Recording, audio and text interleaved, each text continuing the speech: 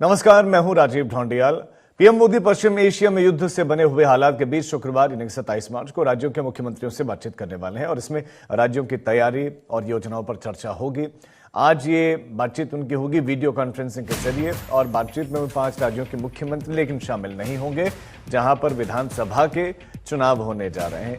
उन 5 राज्यों के मुख्यमंत्री इसमें शामिल नहीं होंगे। और महायुद्ध के बीच में आज केंद्र सरकार की तरफ से बड़ी राहत भी मिली है और जहां पेट्रोल और डीजल पर से वैट घटा दिया है, तो वहीं आज मुख्यमंत्रियों के साथ भी बातचीत करने वाले हैं पीएम। और जितेंद्र बहादुर सिंह हमारे संवाददाता इस खबर पर ज्यादा जानकारी के साथ जुड़ गए। जितेंद्र, कितने बजे ये बातचीत होने वाली है और क्या क्या जानकारियां मिल रही हैं, क्या बातचीत होगी? देखिए राजीव, आज की जो महत्वपूर्ण बातचीत प्रधानमंत्री नरेंद्र मोदी जो है वो राज्यों के मुख्यमंत्रियों के साथ करने वाले हैं।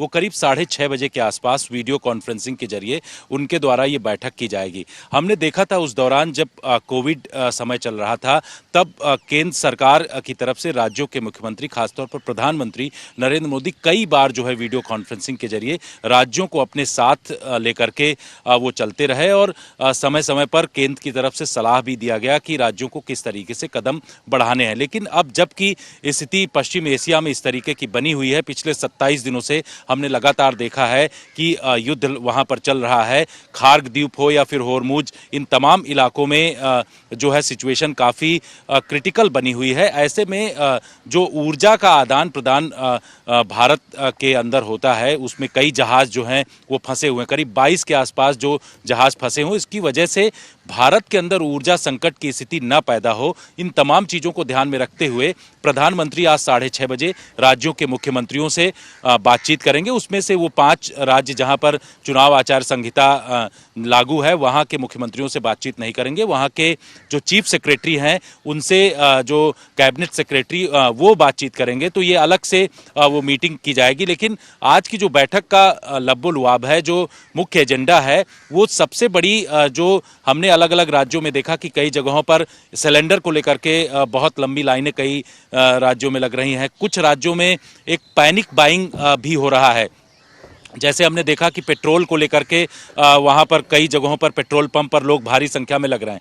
तो प्रधानमंत्री का एक मंतव्य ये है कि इन तमाम चीजों को लेकर के जो राज्यों के मुख्यमंत्री हैं उनसे बातचीत किया जाए। बातचीत करने के बाद केंद्र की तरफ से ये आश्वासन लगातार प्रधानमंत्री के द्वारा दिया जा रहा है कि भारत के अंदर ऊर्जा संकट की किसी भी तरीके की दिक्कत नहीं है। हमने देखा कि लोकसभा और राज्यसभा के अंदर प्रधानमंत्री ने पूरी विस्तृत जानकारी दी और उस जानकारी के दौरान उन्होंने राज्यों को लेकर के भी ये कहा कि एक टीम इंडिया के तरीके से काम करने की जरूरत है कि राज्य उसमें किस तरीके से सहयोग कर सकते हैं। तो भारत जो है लगातार ये कह रहा है कि ऊर्जा संकट की स्थिति भारत के अंदर नहीं है, पैनिक बाइंग लोग ना करें। और बहुत सारे लोग उनको लेकर के भी कई सवाल खड़े हो रहे हैं कि लोग जो है चाहे सिलेंडर हो या फिर पेट्रोल डीजल, इनको इकट्ठा करना चाहते हैं। तो ऐसे में इस तरीके की सिचुएशन ना पैदा हो, इसको लेकर के लगातार जो है वो केंद्र सरकार राज्यों को निर्देश भी दे रहा है और कोशिश ये कर रहा है कि इस तरीके की पैनिक बाइंग लोगों के द्वारा न किया जाए, जिस पर की लगाम लगाया जाए। और इन्हीं तमाम चीजों को ध्यान में रखते हुए आज की बैठक बुलाई गई। बिल्कुल, और वो चिंताजनक तस्वीरें आ रही थी जहां लोग पैनिक बाइंग करते हुए दिखाई दे रहे हैं। उम्मीद है कि थोड़ा सा राहत मिलेगी और आज भी जो बड़ा फैसला लिया है खासतौर पर एक्साइज ड्यूटी को लेकर, उम्मीद करते हैं कि इससे थोड़ी सी और जो घबराहट लोगों में वो कम होगी और लोग ऐसे पैनिक बाइंग नहीं करेंगे। लेकिन मेरा सवाल उन 5 चुनावी राज्यों के संबंध में है जिनके मुख्यमंत्री नहीं होंगे इस मीटिंग में, तो उन राज्यों को रिप्रेजेंट कौन करेगा?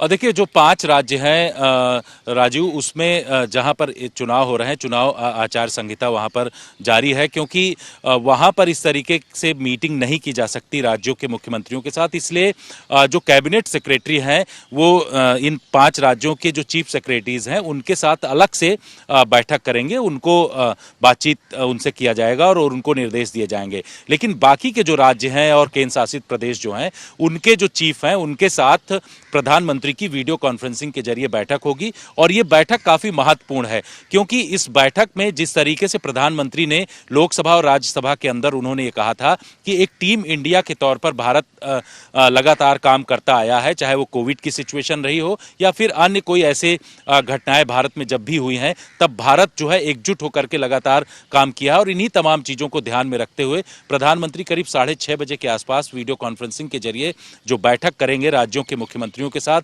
उसमें इस तरीके की बातें कही जाएंगी कि जो लोग जमाखोरी कर रहे हैं या फिर जो लोग पैनिक बाइंग करने के लिए पेट्रोल पंप पर या फिर गैस सिलेंडर लेने के लिए वहां पर पहुंच रहे हैं, उन तमाम चीजों को राज्य सरकारों को ध्यान देना पड़ेगा और उसके लिए उचित कदम चाहे वो प्रशासनिक तौर पर उठाने पड़े या फिर पुलिस व्यवस्था जो कानून लॉ एंड ऑर्डर की जो सिचुएशन वहां पर बनती है उसको ध्यान में रखते हुए तो केंद्र सरकार की तरफ से इस तरीके के निर्देश दिए जाएंगे। इसके साथ ही यह भी बताया जाएगा कि भारत में किसी भी तरीके से ऊर्जा संकट नहीं है, क्योंकि हमने पिछले 24 घंटे में यह देखा है कि ईरान की तरफ से भी जो भारत का कूटनीतिक प्रयास रहा है उसमें यह कहा गया है कि जो ईरान से होर्मुज के रास्ते जो भारत के शिप फंसे हुए हैं उनको छोड़ा जाएगा। तो भारत के अंदर हमने देखा कि 4 शिप ऐसे आ चुके हैं, बाकी के जो 22 के आसपास जो हैं वो शिप वहां पर फंसे हुए हैं उनको भी छोड़ने के लिए ईरान के द्वारा कहा गया है। तो भारत लगातार कूटनीतिक प्रयास कर रहा है कि ऊर्जा संकट किसी भी तरीके के ना हो। वहीं दूसरी तरफ अगर सरकार की बात करें तो सरकार ने भी ये साफ किया है कि 60 दिनों से ज्यादा भारत के पास ऊर्जा का भंडार इस वक्त मौजूद है, चाहे वो एलपीजी सिलेंडर हो, पीएनजी हो या फिर पेट्रोल और डीजल हो, इन तमाम चीजों का भंडार भारत के पास पर्याप्त मौजूद है। किसी भी तरीके की दिक्कत भारत के अंदर नहीं है। इन तमाम चीजों को लेकर के प्रधानमंत्री जो है वो राज्यों के मुख्यमंत्रियों के साथ बैठक में चर्चा करेंगे और खास तरीके से ये निर्देश दिए जाएंगे कि जो पैनिक बाइंग लोग कर रहे हैं उनको ज्यादा से ज्यादा कंट्रोल किया जाए। साथ ही राज्यों में जो सोशल मीडिया पर गलत तरीके के लोग मैसेजेस एक जगह से दूसरी जगह जो है उसको स्प्रेड कर रहे हैं उस पर लगाम लगाई जाए। तो इन तमाम चीजों को लेकर के चर्चा प्रधानमंत्री के द्वारा राज्यों के मुख्यमंत्रियों के साथ की जाएगी। जी जितेंद्र, बहुत शुक्रिया आपका इस तमाम जानकारी के लिए। पैनिक बाइंग से बचने की जरूरत है, क्योंकि केंद्र सरकार ने यह भी कहा है कि हमने जहां से हम आयात करते हैं क्रूड ऑयल, उन देशों की संख्या भी बढ़ा दी है ना, कि आयात करने वाले देशों की हमने संख्या बढ़ा दी है। पहले जो है 27-28 के आसपास संख्या थी, अब ये बढ़कर 42 के आसपास पहुंच गई है। अब इस बीच में एक बड़ी खबर यह भी सामने आ रही है कि एलपीजी वेसल जंग बसंत कांडला पहुंचा। जग बसंत लगभग 42,000 मीट्रिक टन से ज्यादा एलपीजी लेकर पहुंचा है। आज कांडला पोर्ट अथॉरिटी के मिड सी ट्रांसफर के जरिए एलपीजी ट्रांसफर किया जाएगा। वहीं दूसरा एलपीजी टैंकर पाइन गैस के आज न्यू मैंगलोर पोर्ट पर पहुंचने की संभावना है, जिसमें 45,000 मीट्रिक टन एलपीजी का स्टॉक लोड किया गया है।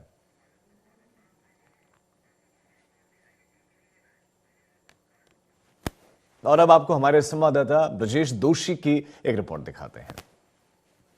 देखिए, ये कल रात को ये जो वेसल है वो पहुंचने वाला था, पर कल रात को क्लियरेंस में थोड़ी देरी हुई, उसके बाद वो जो है कंडला पहुंचा है और अब जो है उसके कस्टम क्लियरेंस की फॉर्मेलिटी के बाद आज वो बर्थ करेगा मिड सी ट्रांसफर के लिए और फिर मिड सी ट्रांसफर दोपहर के आसपास शुरू होगी, जिसमें एलपीजी जो है वो ट्रांसफर किया जाएगा और वो एलपीजी ट्रांसफर करने के बाद उसका अगला डेस्टिनेशन तय होगा। क्या वो दक्षिण भारत या पूर्वी भारत जाएगा, क्योंकि पिछली बार हमने देखा था कि जब जग लाड़की आया तब जिस तरह से उसका मिड सी ट्रांसफर हुआ उसके बाद उसको हल्दिया भी भेजा गया था पूर्वी भारत में जो है सप्लाई के लिए। तो अभी तक इसकी जानकारी आगे की नहीं आई कि यहाँ से कहाँ जाएगा, पर आज जो है वो महत्वपूर्ण ये है कि एलपीजी जो 42,000 मीट्रिक टन से ज्यादा लेकर वो आ रहा है। एक जहाज दूसरा भी है जो मैंगलुरु पहुंच रहा है और ये यहाँ पे कंडला पहुंचा है।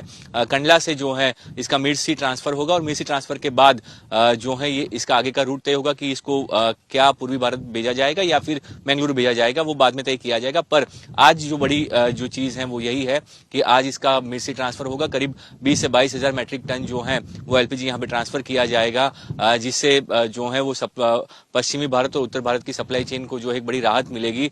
ये तीसरा बड़ा जहाज है कि जो स्ट्रेट ऑफ हॉर्मुज से आया है, पहले भी 2 जहाज वहां से आ चुके हैं, ये तीसरा जहाज है, जिससे भारत की जो सप्लाई चेन है, जो लोग पैनिक हो रहे थे, लोग डर रहे थे कि गैस की किल्लत हो रही थी, ये सारी चीजें जो है अब उसमें बाधाएं नहीं आएंगी। और लगातार सरकार की ओर से कोशिश की जा रही है। आज खुद प्रधानमंत्री की भी एक महत्वपूर्ण बैठक है तो जिसमें सारे राज्यों के साथ इसकी समीक्षा भी की जाएगी। तो ये एक बड़ी राहत की बात है। जहां तक एलपीजी की बात है, पिछली बार हमने देखा था कि क्रूड ऑयल लेके आया था जहाज जगलाड़की, तो इस तरह से भारत की जो मेन सप्लाई चेन है उसमें कोई बाधा ना आए, बफर स्टॉक सरकार को मिलता रहे, इसके लिए जो है ये जहां सुरक्षित तौर पे जब भारत पहुंचते हैं तो वहां से इनका ये मिसी ट्रांसफर किया जाता है।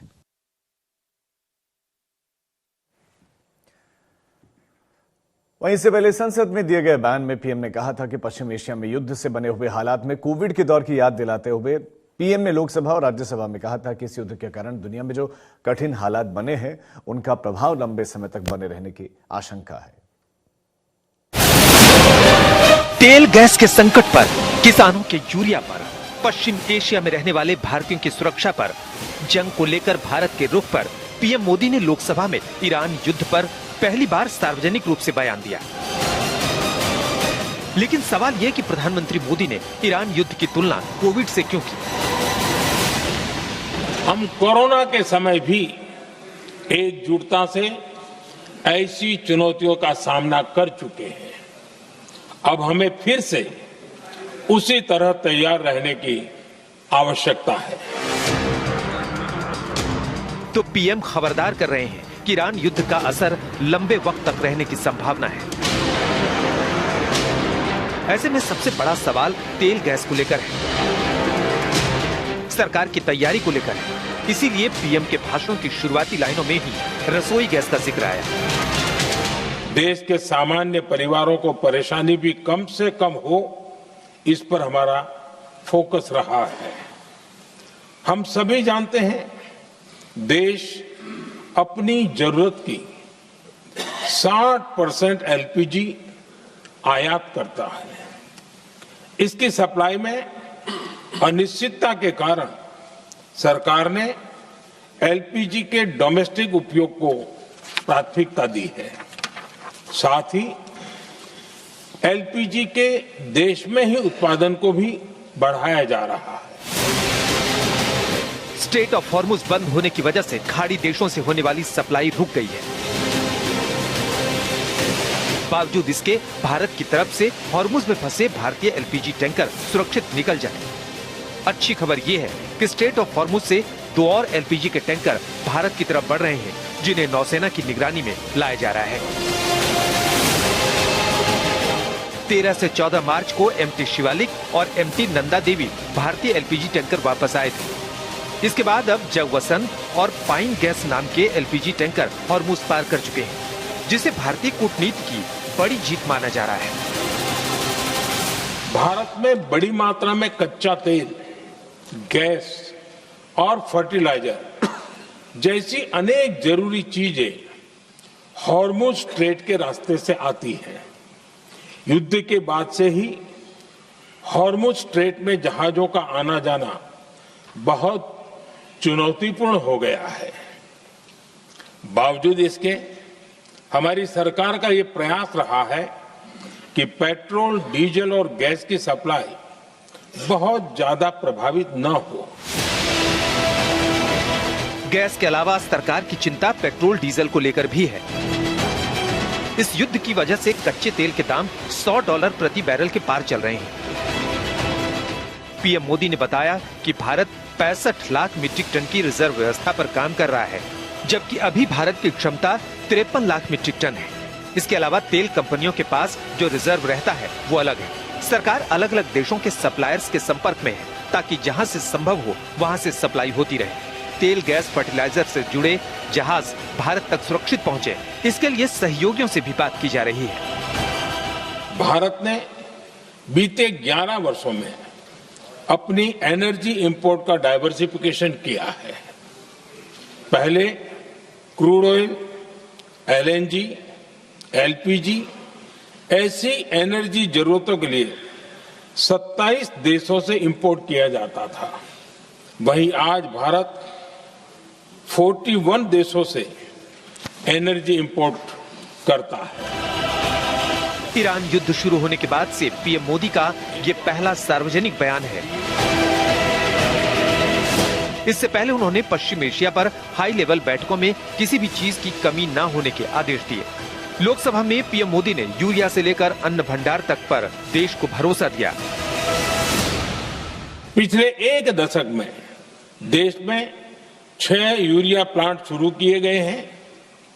इससे सालाना 76 लाख मैट्रिक टन से अधिक की यूरिया प्रोडक्शन कैपेसिटी जुड़ी है। इस दौरान डीएपी और एनपीकेएस जैसी खाद का घरेलू उत्पादन भी करीब 50 लाख मैट्रिक टन बढ़ाया गया है।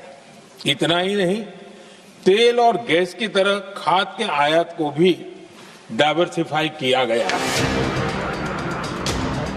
पीएम ने पश्चिम एशिया में रहने वाले 1 करोड़ भारतीयों को लेकर भी भरोसा दिलाया कि अभी तक 3,75,000 भारतीय सुरक्षित देश लौट चुके हैं।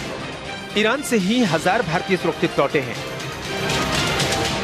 जब से ये युद्ध शुरू हुआ है, तब से ही प्रभावित देशों में हर भारतीय को जरूरी मदद दी जा रही है। मैंने खुद पश्चिम एशिया के ज्यादातर देशों के राष्ट्राध्यक्षों के साथ 2 राउंड फोन पर बात की है।